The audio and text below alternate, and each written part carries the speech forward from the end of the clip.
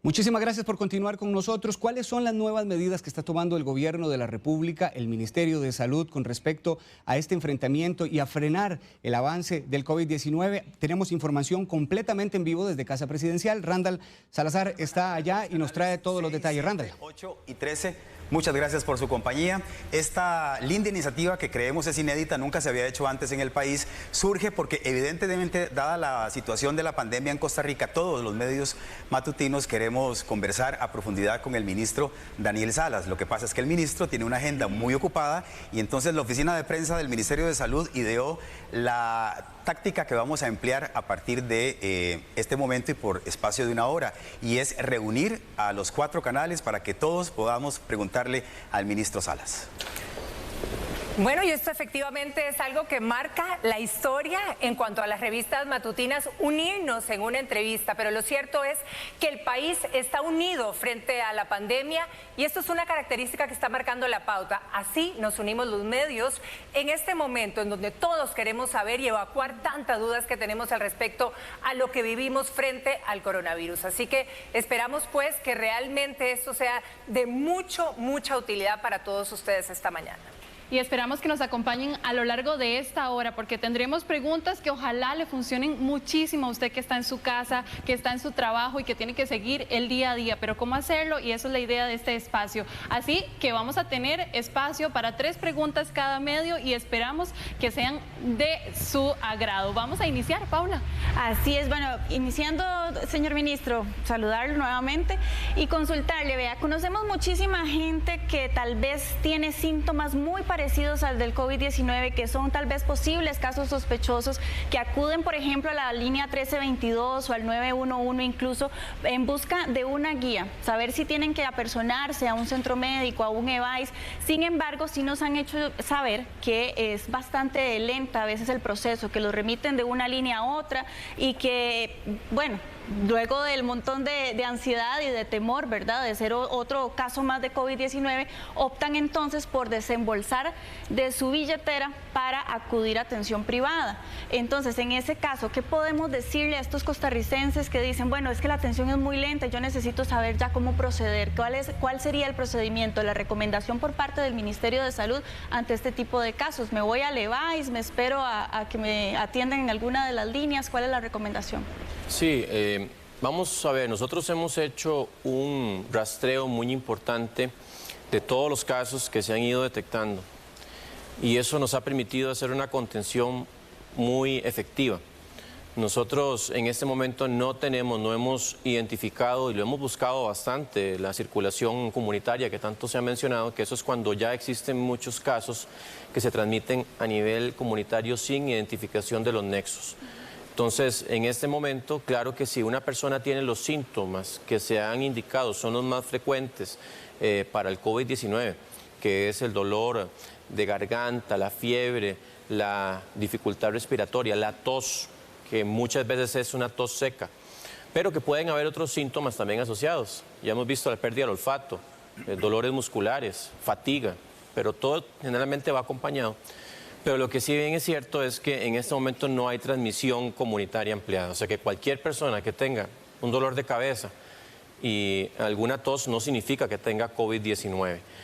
Claro que nosotros hacemos, cuando ellos hacen el llamado al 1322 o eventualmente al 911, nosotros tratamos de identificar si ha habido un factor de riesgo asociado en la exposición, en el nexo epidemiológico. Es una zona en donde ha habido más casos cercanos, ha habido alguna historia de viaje reciente de alguna persona, porque recordemos que todavía hay muchos repatriados que siguen estando en esa dinámica de volver al país y seguimos encontrando también el virus en esas personas. Entonces todo eso se toma en cuenta para eventualmente hacer o no la prueba.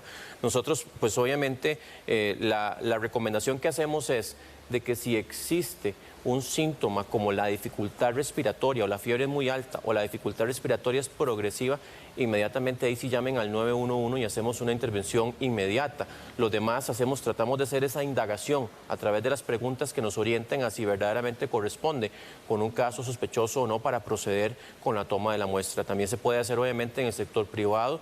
Nosotros incluso hicimos una modificación en el lineamiento para que las personas en el sector privado que no tenga ningún nexo, que no tenga ninguna historia de haber estado en contacto con algún caso sospechoso, positivo o alguna persona que venga del extranjero, pueden hacer también la toma de muestra sin necesidad de la orden sanitaria. Recordemos que parte del éxito que hemos tenido es que todos los casos que hemos ido identificando como contactos cercanos de una persona sospechosa o positiva se ponen inmediatamente en una cuarentena. Eso es un aislamiento domiciliar de manera preventiva por 14 días. Si en ese lapso desarrollan síntomas, inmediatamente procedemos a hacer la toma de la muestra, identificamos y así hemos cooptado muchos casos que hemos no permitido que estén exponiendo a otras personas a la infección. Buen día, don Daniel. Gracias por acompañarnos. Mucho gusto. Los ticos tenemos aproximadamente 2 meses de verlo usted en las conferencias de prensa todas las tardes, pero el 18 de marzo usted hizo el llamado, yo creo, más vehemente, más enfático y yo diría, me atrevo a decir, más honesto en todo lo que ha sido el manejo de esta crisis. En ese momento solo teníamos 69 casos, estábamos muy cerca de Semana Santa y la verdad que el comportamiento de mucha gente no era el esperado ante el peligro que representaba y que representa el COVID. Ese día usted le dijo a la gente, por favor reaccionen, necesito que reaccionen. Quiero saber 2 cosas con respecto a ese episodio. ¿Eso estaba planeado o fue algo que surgió en ese momento porque le nació? Y si es así, quiero saber qué cree usted que cambió a partir de ese momento en el comportamiento de los ticos, a partir de ese llamado. Bueno, esa en realidad no fue para nada planeado.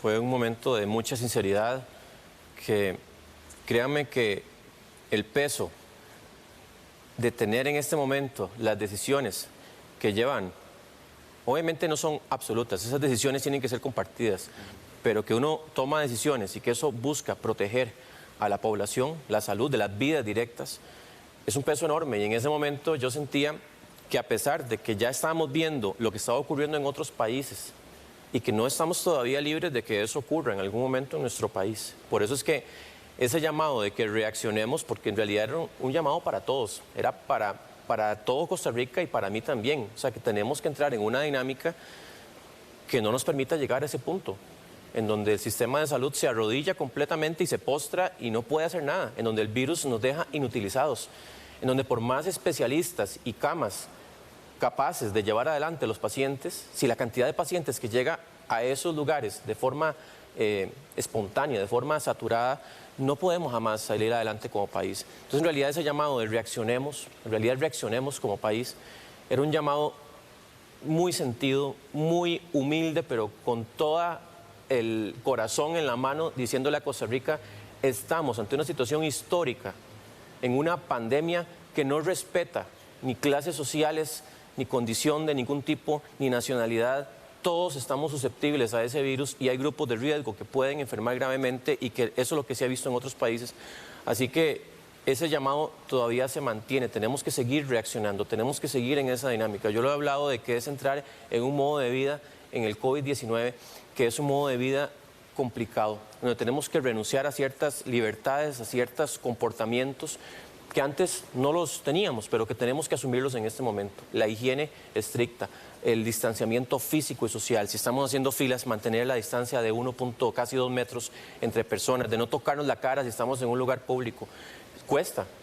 Y posiblemente nosotros que estamos en esto, cuesta no estar tocándonos la cara, pero es un esfuerzo que ahí van vidas de por medio, porque no es la vida necesariamente de la persona que lo hizo, pero si esa persona se infecta y llegó a la casa y ahí tiene personas con riesgo, o en el centro de trabajo tiene compañeros con riesgo, ahí está el riesgo justamente de que tengamos esos casos graves. Así que es un llamado que se mantiene, tenemos que seguir reaccionando ante una situación inédita, un momento histórico, así como estamos acá reunidos, que eso nunca se ha visto en la historia de la televisión. Es un momento en donde nunca hemos estado ante un virus que pueda provocar tantos casos de forma simultánea, de forma intensa, y que si no nos cuidamos, eso todavía no lo hemos superado. Estamos todavía en ese riesgo. Ministro, muy buenos días. Es cierto, la expectativa que genera cada conferencia de prensa por la tarde, en primera instancia el anhelo de que los casos estén muy contenidos, que sean pocos los que se agregan a diario, pero también se suma la expectativa de qué va a pasar con las restricciones. A partir del 1 de mayo se van a dar ciertos cambios. Entonces, de cara a esto, podríamos esperar que a partir del 1 de mayo los cierres parciales, las restricciones vehiculares, digamos que ya se dictaron claramente, y los confinamientos sean intermitentes. ¿Podemos avanzar y vamos a poder retroceder? ¿Esto va a depender de lo que pase en el día a día? Sí, eso lo hemos venido indicando. Tenemos que ser muy disciplinados y comprometidos todos y todas. En la medida que ese compromiso se vaya a materializar en que la curva, en que la cantidad de casos no aumente exponencialmente, podemos ir permitiendo progresivamente más actividades o en horarios incluso ampliados. Pero es lo que yo les he dicho, o sea, si aquí el que trate de salirse un poquito de esa disciplina, de esa dinámica, especialmente en empresas, en actividades humanas, en actividades que son de concentración de personas, nos puede traer al traste y echarnos para atrás todo el esfuerzo que estamos tratando de hacer para que la actividad también económica, y que yo entiendo que eso representa el sustento de muchas familias que día a día se van quedando con capacidades disminuidas de sostenibilidad. Y eso, créame, que también me agobia mucho. Pero aquí estamos y hemos apostado en Costa Rica por primero la vida directa de las personas, y por eso es que hemos hecho ese esfuerzo, porque no tengamos esas curvas, esos aumentos de forma muy brusca de casos que ningún país lo ha podido controlar, ni Estados Unidos, ni España, ni Italia, ¿verdad?, que han sido catalogados como de los sistemas de salud, ¿verdad?, que tienen mucha posibilidad en ese sentido. Costa Rica menos lo podría hacer si ya tenemos ese aumento. Entonces, por eso es que estamos en este momento en una línea frágil, en donde tenemos que hacer ese equilibrio para no caernos, pero que requiere de mucha concentración. Cuando alguien está en esa, ¿verdad?, en el circo que está arriba, ¿verdad?, en esa línea, tiene que hacer ese balance y tratar de no caerse. Así estamos nosotros en este momento. Si me voy mucho para acá, tengo un aumento de casos y el sistema de salud no responde. Si me voy mucho para allá, pues también hay familias, personas que se van quedando paulatinamente, progresivamente, también sin empleo y sin posibilidades de sustento. Entonces tenemos que mantener esa línea, esa dinámica, y por eso es que yo les hablaba, tenemos que ser muy disciplinados, muy comprometidos, muy estrictos en la aplicación de los protocolos, y entender que no hemos pasado este momento. Que muchos quisieran decir, ya, nos faltan 3 semanas y ahora sí, otra vez, todos para la playa, todos como si nada, ¿verdad?, fútbol como si nada. Todavía no estamos en esa etapa. Tenemos que aprender, y yo creo que ya lo hemos estado aprendiendo, que no podemos pensar en que la dinámica poblacional, en la dinámica social, va a cambiar otra vez a lo que teníamos antes tan rápidamente. Don Daniel, bienvenido y buenos días. Primero que todo, en vista de que la cantidad de niños y niñas se asemeja mucho a la cantidad de adultos mayores que hay diagnosticados con COVID-19, ¿se ha pensado en tomar medidas más drásticas en cuanto al comportamiento de los niños y niñas en nuestro país? Y podríamos hablar de que este signo y estos números que nos arrojan día a día las estadísticas, ¿el virus se ha comportado diferente en nuestro país? Yo diría que nosotros hemos tenido la ventaja de haber visto lo que ha pasado en otros países y aprender, y no esperar a que, me indicaba, de tener muchos casos o muchos fallecidos para tomar decisiones importantes. Eso obviamente nos ha permitido que la curva no nos doblegue a nosotros, sino nosotros hacer ese doblegue de la curva. Pero seguimos caminando en ese territorio frágil. Los niños y adultos mayores son de las personas, especialmente a los adultos mayores, son los que pueden sufrir más las consecuencias, especialmente a nivel de casos graves, a nivel de fallecimientos. Y así lo hemos visto, tenemos en este momento 6 personas, lamentablemente, que han fallecido en nuestro país, todos costarricenses, todos masculinos, por cierto, y han sido 4 de ellos personas adultas mayores. Y aquí hay que cuidarlos muchísimo a ellos. Hemos estado, desde el principio de la pandemia, nosotros hicimos lineamientos específicos para hogares, para lugares de estancia, de larga estancia de adultos mayores. Y hemos estado siempre en la parte comunicacional diciendo, protejamos a los adultos mayores, llevémosles las cosas, que ellos no vayan a buscar a los lugares públicos, no entremos en contacto directo con ellos, cuidémoslos mucho. En el caso de los niños, por dicha, en el sentido de que ellos no son los que tienen gravedad. Obviamente, cuando uno ve un niño grave, ¿verdad?, uno ve un niño que está en riesgo su vida, que no es que no ha ocurrido, también hemos tenido casos a nivel mundial en donde han habido niños que han fallecido por un asunto de una infección por COVID-19. Claro, hay asuntos que están de fondo, que potencian ese caso grave, pero en realidad los niños tienen la enfermedad muy de forma muy benévola, de forma muy plácida, si se puede decir así, pero obviamente ellos sí pueden infectar también a los adultos. Entonces, nosotros sí, la concentración más importante de casos que hemos tenido ha sido en adultos, no personas mayores, no niños, y es un porcentaje mucho más elevado que el resto. Pero sobre todo hemos tenido una dinámica de aprendizaje en donde los niños, a mí me alegra ver que cada vez veo más videos, ¿verdad?, donde los niños tratan de explicarle a sus semejantes, ellos mismos ya han interiorizado que estamos viviendo en momentos en que no tenemos que darnos la mano, en que no tenemos que saludarnos de beso, en que tenemos que mantener esa distancia de 2 metros, 1,8 metros entre personas, y eso se hace clave. Y aquí tenemos todos que matricularnos, que los niños nos enseñen a los adultos y que los adultos le enseñemos a los niños. Pero en realidad esa dinámica tenemos que sostenerla, indico, mantener una sociedad lo más posible funcionando en medio de una pandemia de estas, es de las cosas más complicadas que podemos haber enfrentado en nuestra vida y que posiblemente enfrentaremos en el futuro. Don Daniel, ustedes siempre a nivel de Ministerio de Salud nos han reiterado en diferentes ocasiones en las conferencias de prensa que debemos acostumbrarnos a una nueva normalidad. Sin embargo, ahora me gustaría aprovechar la oportunidad para que seamos un poquito más específicos y nos diga usted a nivel no solamente de población, sino también a nivel individual, qué tenemos que interiorizar para enfrentar esa nueva realidad, esa nueva normalidad, como ustedes lo han llamado. Si ustedes, por ejemplo, a nivel de Ministerio de Salud, no sé, van a implementar algún tipo de campaña más agresiva o incluso si se van a ampliar las restricciones. Entonces, como que nos comente por ese lado, más que todo, cuál sería esa nueva normalidad y qué tenemos que interiorizar. Hay una máxima, un punto muy, muy importante en esa nueva normalidad. Yo sé que muchos de los que están viendo tal vez ya lo saben y lo aplican, pero muchas personas no. Y es, cualquier persona con síntomas de tos, de dolor de garganta, de fiebre, eventualmente algún tipo de fiebre, no debe ir a ningún lugar público. Y yo todavía sigo teniendo reportes de personas que van a lugares públicos, que van a sitios de cuidado, niños, que los papás los envían, de gente que anda ahí, ¿verdad?, como decimos, jalando moquillos, y anda ahí estornudando y tosiendo, y dicen, no, la verdad es que yo en eso lo puedo aguantar, me voy al lugar de trabajo. Recordemos que el COVID-19, la enfermedad, en muchas personas se manifiesta también, puede manifestarse con síntomas más leves. Y no solamente por eso, puede ser una influenza, que tal vez no se manifestó tan fuertemente, puede ser otro tipo de virus, y tenemos que ser muy conscientes en eso. Ese estilo de vida individual de que, y nosotros íbamos a lugares públicos y estábamos con síntomas respiratorios, tiene que cambiar. Tenemos que aprender que eso expone a mucha gente, que tal vez la gente no se siente, la persona que está con síntomas no se siente tan mal como para no ir a un lugar público, pero tenemos que hacer esa conciencia de que si vamos a un lugar público con síntomas de resfrío, de gripe, podemos ocasionar un montón de casos más. Entonces, esa dinámica individual se hace muy importante. Obviamente, algo que yo he venido pregonando desde hace mucho tiempo, que es el lavado frecuente de manos. Vean que ya en estas alturas ya vemos una disminución muy importante de cerca de un 30% en las diarreas.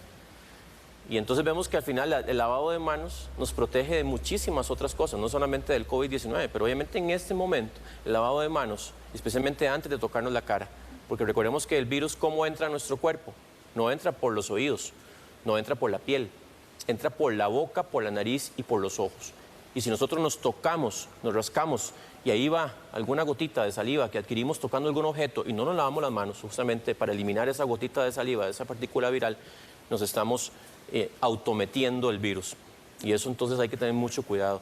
Lo que yo hablaba de, en este momento, distanciarse de 2 metros. Posiblemente ya cuando pasemos el COVID no es una medida que tengamos que mantener, pero sí en el sentido de que cuando tenemos picos de enfermedades respiratorias o de diarrea, el no saludarnos con la mano de beso también se hace muy importante.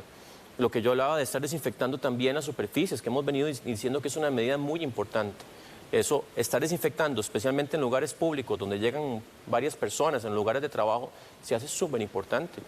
Y el mismo hecho también de cuando uno va a estornudar o toser, que todavía, ya cada vez menos, pero todavía uno ve, alguien va, y es que es un reflejo muy rápido, ¿verdad? Uno tose y estornuda y uno a veces ni piensa y cuando se da cuenta estornuda al aire libre. Esas gotitas de saliva en la tos y el estornudo pueden viajar 2 metros o incluso un estornudo un poco más. Y ahí también va, si el virus está presente, va a infectar a muchas personas. Entonces taparnos con la cara interna del antebrazo, haciendo un sello, que no se escapen las gotitas, eso es un acto de respeto, de consideración y de solidaridad y que puede salvar vidas. Entonces, son dinámicas individuales que tal vez suenan muy trilladas, es lo que hemos venido diciendo, pero al final esa es la disciplina individual que debemos mantener en toda la población para que podamos seguir funcionando como sociedad y no tener que más bien hacer una cuarentena generalizada porque la curva, la cantidad de casos se nos está escapando de las manos y no queremos que eso ocurra. Estoy seguro que nadie en sus casas quiere ver un familiar, una persona cercana que esté en una unidad de cuidados intensivos o eventualmente llegar a un punto en que le digan, lo siento, no podemos, se está ahogando, no puede respirar, ocupa un respirador artificial y no se lo podemos dar porque ya están colapsados todos los servicios. Entonces, llegar a ese punto es muy duro. Es lo que hemos tratado de que en Costa Rica no ocurra. Y yo siento que la gran mayoría de la población ha entendido esta gravedad y están respondiendo positivamente a la situación que estamos viviendo.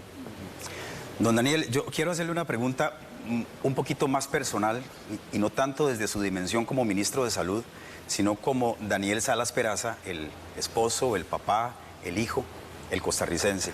Porque ciertamente todos lo vemos en el control de la situación y a la cabeza del equipo que está comandando esto, junto con el presidente de la República y el presidente ejecutivo de la Caja. Pero quiero saber cuál es el impacto de esta situación en Daniel Salas Peraza, el costarricense. Yo sé que usted tiene sus papás, sé que tiene una hija de 4 años, sé que tiene su esposa. ¿Cómo ha cambiado la dinámica de Daniel Salas? Porque se me ocurre preguntarle, así como nos ha pedido a los costarricenses que no vayamos a ver a nuestros papás que son adultos mayores para no ponerlos en riesgo, ¿qué ha pasado con los suyos, por ejemplo? Tratamos de, en la medida de lo posible, por mensajes, ¿verdad? Por llamadas de vez en cuando, porque también los horarios de trabajo han sido muy extenuantes, han sido demandantes fines de semana, ¿verdad? Sábados, domingos. Yo sé que a veces la familia está deseando que uno esté más en contacto, pero en realidad cuesta mucho. En esas tal vez últimas semanas he podido estar un poquito más, ¿verdad? con ellos, pero las primeras semanas fueron tan intensas que prácticamente era muy difícil, ¿verdad? Mantener ese contacto. Y el contacto, recordemos que no estamos viviendo en momentos en que el contacto vía texto, vía llamada, vía videollamada no puede, más bien tiene que aumentar, porque tenemos que hacer ese champucito de cariño, ¿verdad? Que decimos los ticos, porque no se trata de dejar también a las personas que nos interesan, ¿verdad?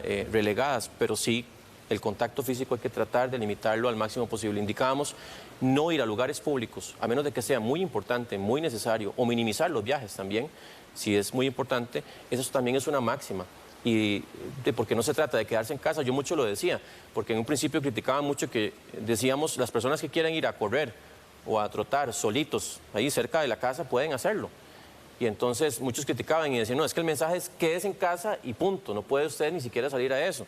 Yo les decía, no, o sea, si usted sale solito no hay riesgo, pero si más bien usted se queda en la casa y hace una fiesta, invitó a todos los amigos, ¿verdad? Y todo el barrio ahí metido, es totalmente contrario a lo que estamos buscando, que es disminuir en la medida de lo posible los contactos físicos cercanos de diferentes personas, ¿verdad? Entonces, claro que ese asunto como ciudadano también lo vivo, trato de cumplir obviamente las medidas, pero sí hay en el asunto familiar, sobre todo por la alta demanda, ¿verdad? Porque igual uno está en la casa, pero uno no está del todo, que uno dijera, bueno, ya voy a despegarme del asunto, ¿verdad? Sí. Siempre si llegan llamadas, llegan mensajes, uno dice, mira, en tal lineamiento tenemos que incorporar tal cosa, en tal, ¿verdad? Asunto no consideramos que podemos meter esto, o hay una coordinación interinstitucional que tenemos que hacerla ya mañana, a primera hora. Entonces uno está siempre dándole vueltas al asunto y hay que tratar de descansar, que yo he dicho, el descanso suma en la parte de defensa del cuerpo, pero en esto pues obviamente es mucha la atención y el esfuerzo que hay que estar haciendo, pero uno lo hace porque uno cree, uno ama este país y uno cree que el esfuerzo bien lo vale de proteger la vida de la población, y ahí es donde yo agradezco que la población esté entendiendo también ese esfuerzo y que es un esfuerzo de todos, porque por más que uno haga y ponga todo el espíritu y vida en esta misión que es proteger la salud de la población, tiene que haber una respuesta recíproca de la gente, tiene que haber una respuesta también de que la gente diga, ok, es que aquí es esa curva, esa cantidad de casos, todo el mundo le está llevando en las espaldas, porque como indicaba, si nos empezamos a descuidar, si empezamos a pensar que ya la vida es como antes, y por más esfuerzo que hagamos, por más reuniones que hemos hecho, por más lineamientos, por más ajustes en la vigilancia, por más captación de los casos, la capacitación, todos los insumos que hemos venido consiguiendo, si la gente no responde, eso es en vano. Entonces ahí yo sí agradezco mucho que los costarricenses, las costarricenses han estado respondiendo en la gran mayoría. Siempre sabemos que hay personas pues que piensan que esto no es con ellos, pero quiero que sepan que esto es para todos, esto es con cualquier persona, y muchas de las personas que eventualmente piensan que no es con ellos pueden también infectarse y hasta eventualmente fallecer o infectar a personas y provocar cuadros graves en personas que quieren o que aprecian mucho. Señor ministro, en esta lucha, en este reto que tenemos frente al COVID-19, una de las premisas que hemos oído es que si todos tenemos que enfrentar verdaderamente, nos tenemos que enfrentar con el virus para crear inmunidad, de acuerdo a lo que ustedes planifican, ¿verdad? Lo que tienen trazado, que si bien es cierto no hay nada claro porque va dependiendo en el día a día de lo que suceda, pero sí hay una planificación y como siempre han repetido ustedes, nos ponemos frente a la peor situación para enfrentarla de la mejor manera. Y gracias a Dios eso ha sido una característica en nuestro país, afortunadamente. Entonces la pregunta es, ¿cuál sería el camino para realmente todos tengamos que enfrentarnos a este virus, pero con la menor cantidad de muertes en Costa Rica? Sí, esa es otra de las situaciones que ya hemos expuesto muchas veces. El virus va a seguir avanzando. El virus no es que lo vamos a poder extinguir en el mundo, no fácilmente. Y nosotros tenemos que acostumbrarnos a que van a haber transmisiones, a que van a haber personas infectadas, pero ese ritmo de transmisión, esa velocidad en que la cantidad de personas se van infectando no puede ser de manera abierta, de manera, como le digo, como que si no estuviera pasando nada, porque ahí es donde ocurre el colapso, la cantidad de casos, todos juntos, muy rápidamente, y se colapsa el sistema no responde.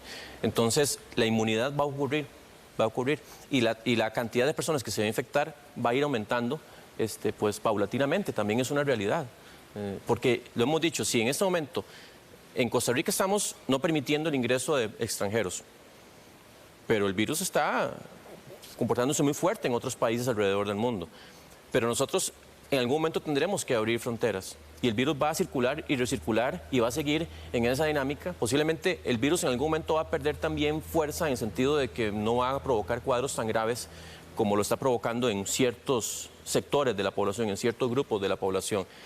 Pero no podemos pensar en que podemos extinguir o eliminar la transmisión del virus y que después entonces ya no tuvimos la curva, porque hasta que la gente no esté inmunizada y ya dijimos que la vacuna no va a estar disponible hasta posiblemente dentro de un año, una vacuna segura, una vacuna eficaz. Hay que ver también incluso qué nivel de protección podría conferir esa vacuna, porque recordemos que hay asuntos incluso científicos porque hay diferentes coronavirus. No es el único coronavirus en el mundo que hay y ya hay muchos que circulan y que provocan infecciones. Entonces hay una serie de retos para desarrollar esa vacuna. Por eso es que eventualmente muchas personas nos podemos ir infectando, pero la idea es que sea una infección poco a poco, no todos, ¿verdad?, de un solo tiro, porque ahí sí es donde ocurre que el sistema de salud se colapsó y la gente se muere montones porque no tuvieron el acceso a los respiradores artificiales. Sí. Don Daniel, en las proyecciones que se mostraron el pasado lunes en conferencia de prensa se hablaban de más de 50.000 casos en caso de que se eliminen por completo las medidas que hemos venido tomando todos los costarricenses. ¿Cuánto tiempo tiene que pasar para que estas medidas puedan ir reduciéndose y no lleguemos a este pico tan alto del que se habló en la conferencia de prensa? Bueno, ahí hay dos máximas. Una, que las actividades que hagamos en sociedad, las actividades de trabajo, económicas, puedan ser asumidas, como indicaba, con todos los protocolos y la rigurosidad. Aquí yo sé que Costa Rica, gracias a Dios, no tenemos un régimen militar, pero esto es lo más cercano a un régimen militar que deberíamos tener en el sentido de cada paso que yo doy, cada movimiento que yo doy puede provocar casos secundarios o no. Entonces tenemos que vivir en esa dinámica muy disciplinada y que eso nos va a permitir mantener una tónica, pues no le digo que normal, jamás va a ser normal, pero sí en donde podamos hacer que muchas familias no se queden sin empleo, que puedan recuperar ingresos. Pero ¿cuánto puede durar esto? Eso va a depender también de la velocidad de transmisión. Si dijimos que la velocidad de transmisión es un factor crítico para que el sistema de salud colapse, pues uno diría que eso tiene que mantenerse en una dinámica controlada, con mucha disciplina, por bastante tiempo más. Es imposible decir cuánto tiempo más, pero sí falta todavía un trayecto importante de la pandemia. Don Daniel, ahora yo quiero hacerle una pregunta más que como periodista, como costarricense, como mamá. Definitivamente este virus vino a ponernos de rodillas a nivel mundial y es un virus que nos asusta en mayor o menor medida.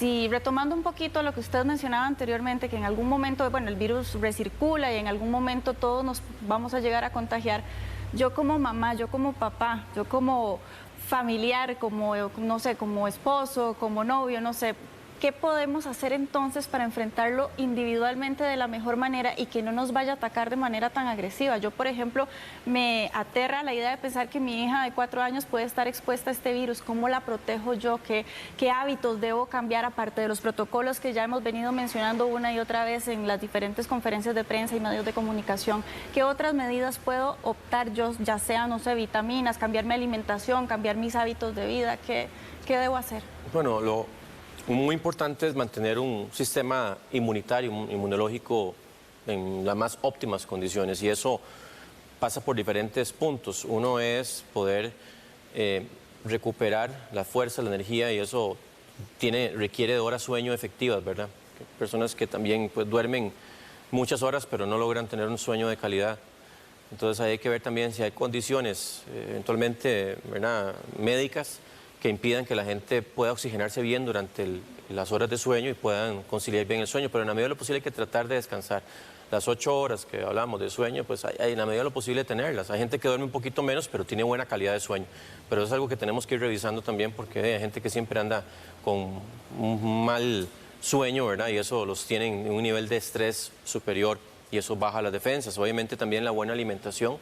La alimentación se hace sumamente importante, comer en los horarios que son, ¿verdad? No saltarse las comidas, que sean la medida de lo posible balanceados, ¿verdad? No un exceso de carbohidratos, falta de frutas, que no haya muchas frituras, ¿verdad? Disminuir más bien la cantidad de frituras que se comen. Todo eso que deberíamos de mantenerlo siempre, pero que en este momento se hace también muy, muy importante, ese balance, ¿verdad?, en el plato.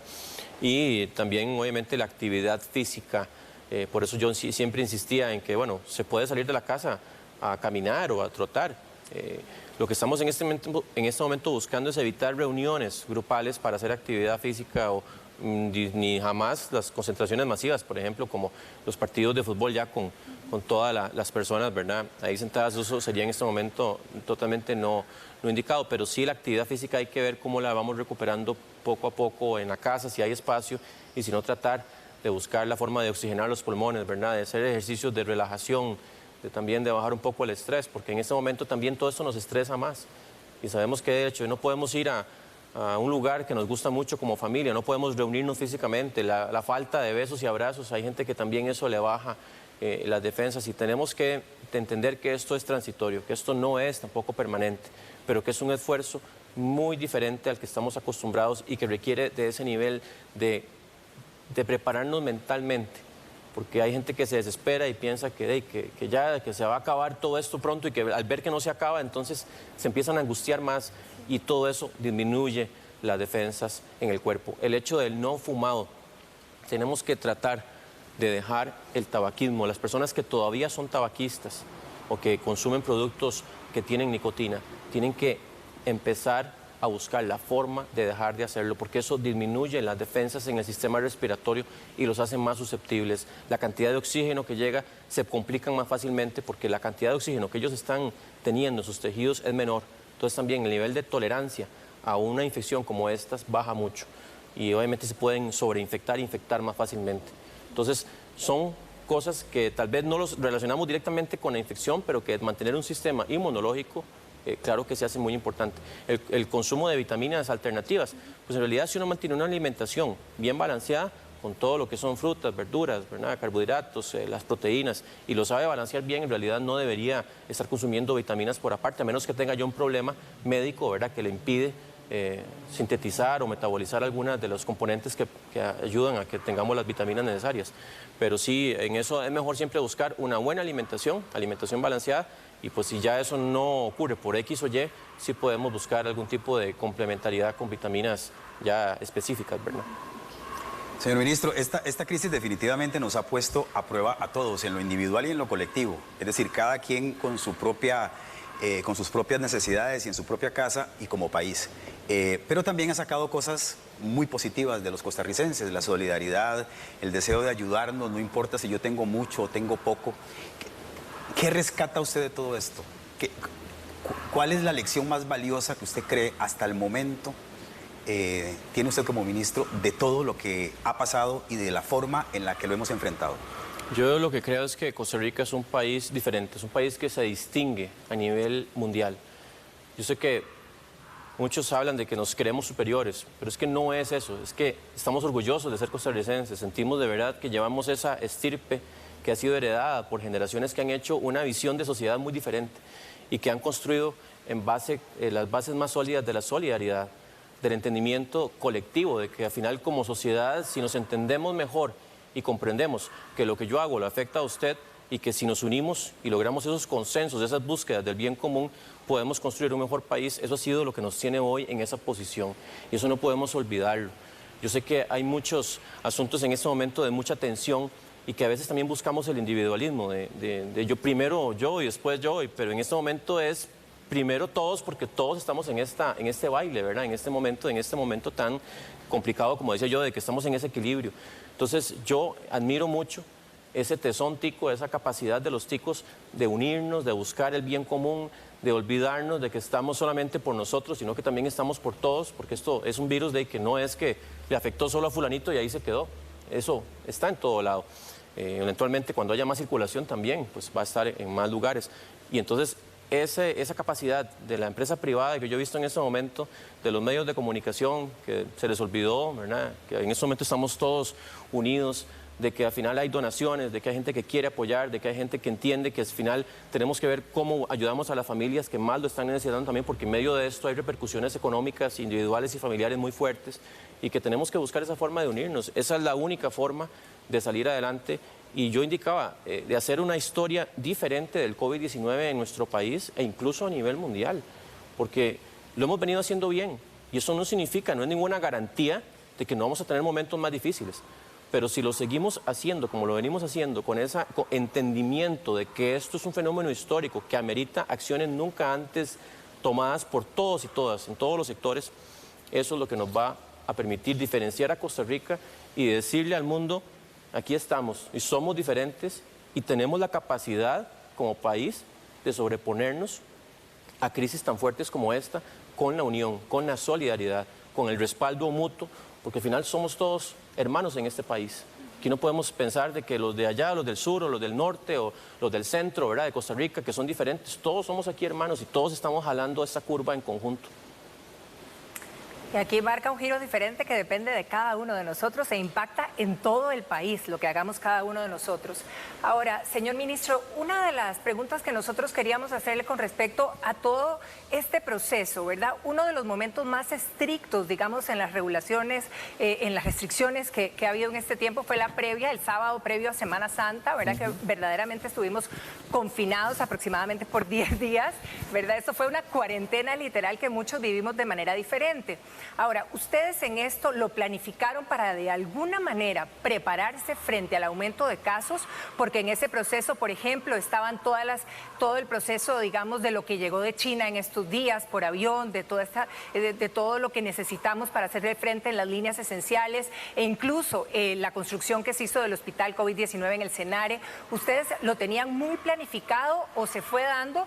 E incluso una de las interrogantes que tenemos todos, así como la expectativa de nosotros al oír el aumento de casos, ustedes pensaban que en ese momento, después de ese confinamiento, los casos estuvieran tan reducidos como en este momento, porque hace unos días, hace semana y media, creímos que ya para hoy iba a aumentar por la flexibilidad que se abrió en las restricciones. ¿Cómo ha sido todo este proceso para ustedes que están ahí en primera línea y que manejan muchísimo más de cerca toda la situación que cada uno de nosotros los costarricenses?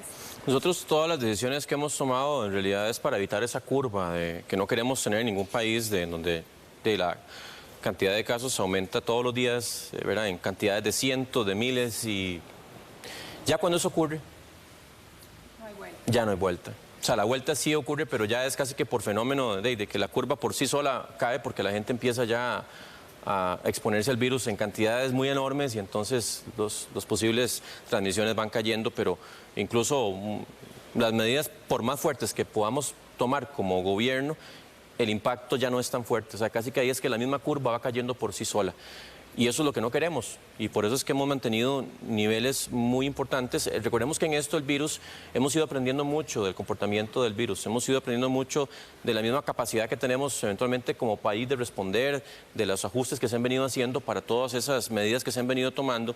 Pero yo pienso que aquí obviamente que eso nos ha permitido también preparar mejor al país en algunos aspectos, especialmente logísticos, especialmente de insumos, pero también créanme que en todo momento lo hacemos pensando en que no exista esa cantidad de fallecimientos incrementada. Uno de los objetivos sigue siendo disminuir al máximo posible la mortalidad, o sea, que la mortalidad sea las cifras más bajas posibles, porque en este momento no podemos decir, lamentablemente, que van a ser 6 fallecimientos y que ahí nos vamos a quedar. Van a haber más fallecimientos, eso es claro, pero se trata de que ese número sea lo menor posible.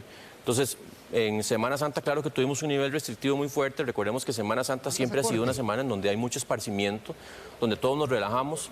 Y pues ahí se nos olvidó, de repente, que teníamos el miedo de que se nos olvidara que estábamos en medio de una pandemia.